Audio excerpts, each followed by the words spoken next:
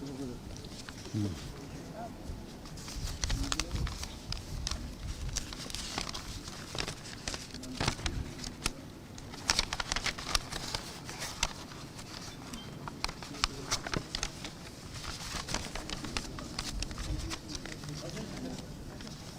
সাংবাদিক বন্ধুরা, সবাইকে নমস্কার। আজকে আপনারা জানেন যে আমাদের বিধানসভায়, ত্রিপুরা বিধানসভায় আজকে বাজেটের 2026-এর যে বাজেট আজকে মাননীয় অর্থমন্ত্রী পেশ করেছেন বিধানসভায়, এবং আমি এত সুন্দর একটা বাজেট উনি পেশ করেছেন, এর জন্য ওনাকে আমি ধন্যবাদ দেব।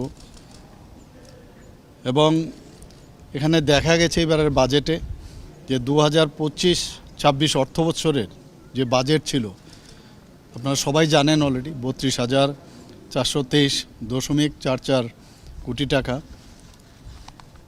এবং 2026-27 যে এইবারের যে অর্থবৎসর সেখানে দেখা গেছে এটা 34,212.31 কোটি টাকা, যা 2025-26 যদি অর্থবছর আমরা দেখি সেই তুলনায় 5.52% কিন্তু বৃদ্ধি পেয়েছে।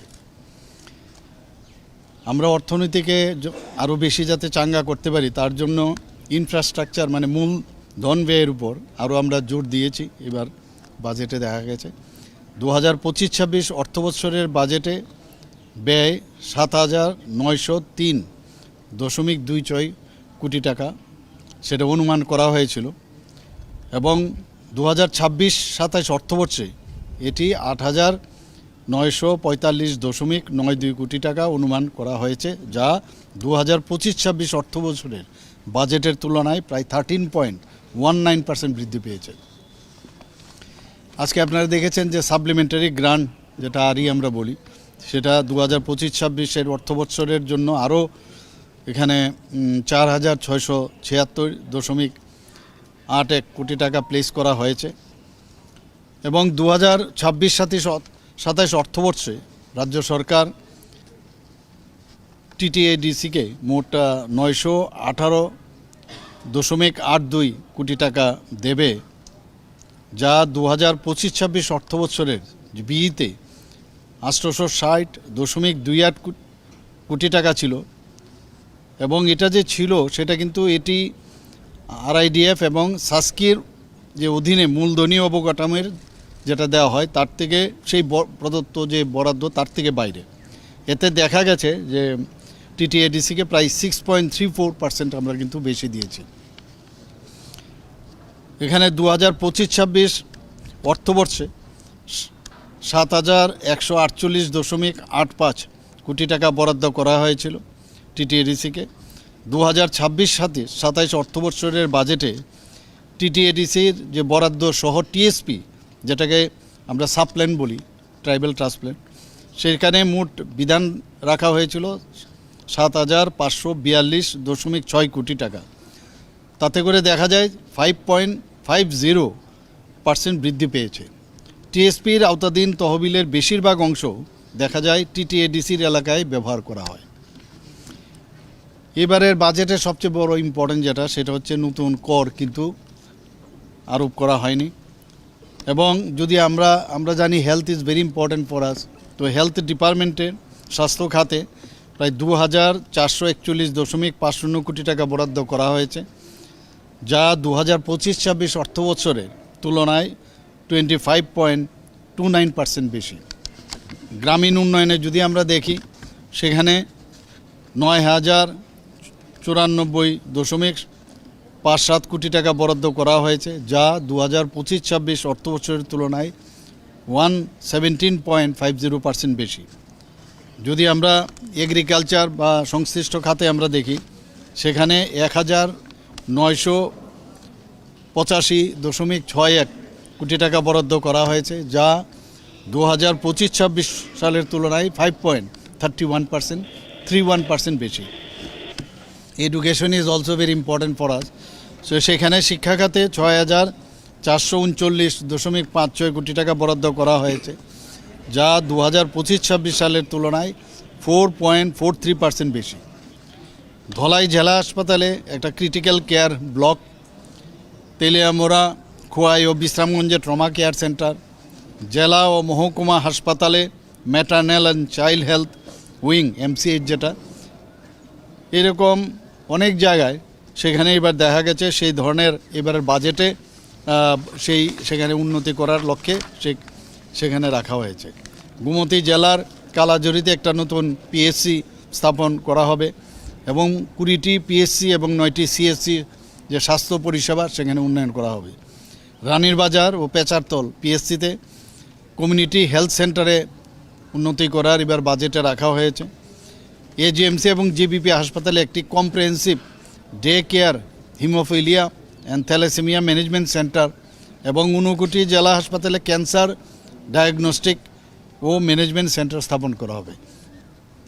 গোমতী জেলায় আয়ুর্বেদিক মেডিকেল কলেজ এবং আগরতলায় নেতাজি সুভাষ স্টেট হোমিওপ্যাথি হসপিটালে হোমিওপ্যাথিক মেডিকেল কলেজ, যার প্রায় 60 আসন থাকবে প্রতিটি জায়গায়, সেটাও আগামী শিক্ষাবর্ষ থেকে শুরু হচ্ছে। Tripura university of health science প্রতিষ্ঠা করা হবে। Agartala cyber security operation centre সেটাও স্থাপন করা হবে। আগরতলা AICT প্রকল্পের মাধ্যমে অত্যাধুনিক IT পার্ক গড়ে তোলা হবে। মুখ্যমন্ত্রী আন্তর্জাতিক কর্মসংস্থান প্রকল্প সেটাও চালু করা হবে। এবারের বাজেটে আমরা শুনতে পেলাম মাননীয় আমাদের অর্থমন্ত্রী সেটাও বলেছেন, যার মাধ্যমে নার্সিং, ITI, ডিপ্লোমা ও স্নাতক শিক্ষার্থীদের যাতে বিদেশে যাওয়ার কর্মসংস্থানের সুযোগ হয় সেই ব্যবস্থা রাখবেন। রামকৃষ্ণ মিশনের সহযোগিতায় আগরতলা একটা ফরেন ল্যাঙ্গুয়েজ স্কুল স্থাপন করা হবে। এ বিষয়ে আমি আগেও কথা বলেছিলাম, কিন্তু এবার বাজেটে সেটা আমরা দেখতে পেলাম। তাছাড়া আপনারা সবাই জানেন যে অলরেডি DA ঘোষণা হয়েছে। DA এর জন্য সবাই বসে থাকে, তো সেই DA আমরা 5% আরও বাড়ালাম। তো আগে আমাদের যে DA ছিল তার থেকে আরও 3%। আপনারা জানেন যখন আমি মুখ্যমন্ত্রী হয়েছি একটা জায়গায় এরকম আপনারাই লিখেছিলেন কোনো জায়গায় যে 19 মাসে 19% আমি দিয়েছি।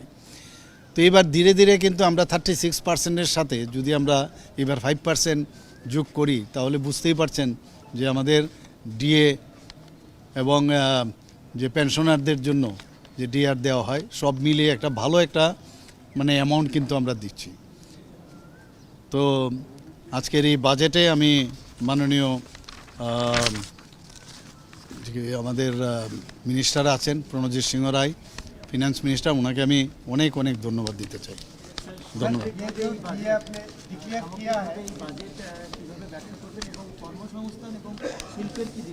না, শিল্পের বিষয় এখানে উনি অলরেডি বলেছেন, নিশ্চয়ই আপনারা মাননীয়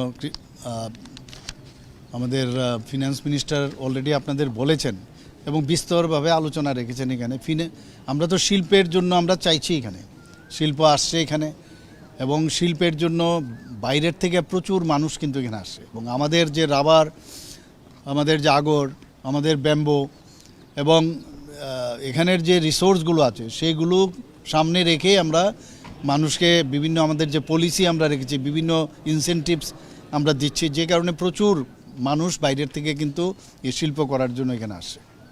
এবং এই বাজেটেও কিন্তু তার ঝলক কিন্তু আপনারা দেখেছেন।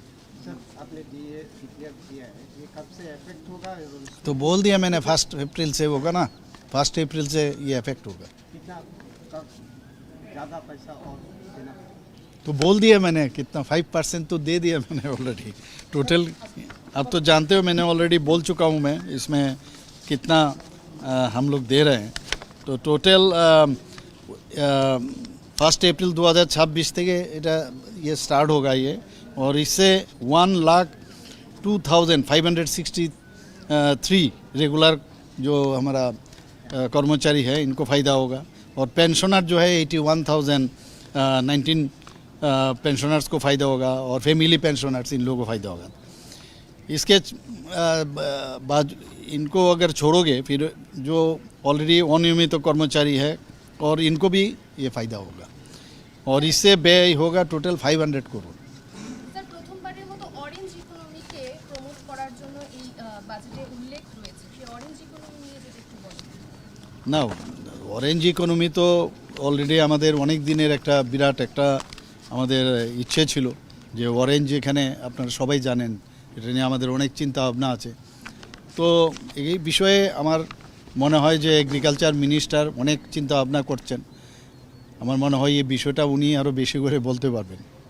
স্যার, অরেঞ্জ ইকোনমি অর্থাৎ যে এআই নিয়ে চলছে, আচ্ছা, এআই আমি বলছি অরেঞ্জ বলছি না, এআই তো আমাদের এটা প্রায়োরিটি, এআই তো আমাদের প্রায়োরিটি। এআই নিয়ে তো আমরা অনেক চিন্তা ভাবনা আছে এবং আমরা এবার ইউনিয়ন বাজেটে আমরা দেখলাম যে মাননীয় আমাদের যিনি ফিনান্স মিনিস্টার উনি অলরেডি এআই এর উপর খুব জোর দিয়েছেন। মাননীয় প্রধানমন্ত্রীজিও বলছেন যে সমস্ত ডিপার্টমেন্টগুলোতে এআই যাতে যুক্ত করা যায়, কারণ উইদাউট এআই কিন্তু আমরা কোনো অবস্থায় সামনের দিকে এগোতে পারবো না। তো সেই জায়গায় এআই কিন্তু আমাদের প্রযুক্তি যতক্ষণ ধরে আমরা না সমস্ত ডিপার্টমেন্টের সাথে আমরা যুক্ত করব সমস্ত ক্ষেত্রে, ততদিন ধরে রাজ্যের উন্নয়ন কোনোদিনই সম্ভব না। মাননীয় প্রধানমন্ত্রীজি কিন্তু আরেকটা জায়গায় বলেছেন যে এআইকে ব্যবহার করতে পারবেন, কিন্তু সেটার দেখতে হবে যে এটার উপর পুরোপুরি যেন আমরা মানে এটার উপরেই যেন আমরা বিশ্বাস না করি, নিজেরও তার মধ্যে দেখতে হবে এর প্রয়োগের ক্ষেত্রে এটা প্রপার কিনা, কিন্তু ইট মে হেল্প। তো এআই নিয়ে অলরেডি আপনারা এখানে দেখেছেন আমরা প্রচুর কাজ করছি অলরেডি।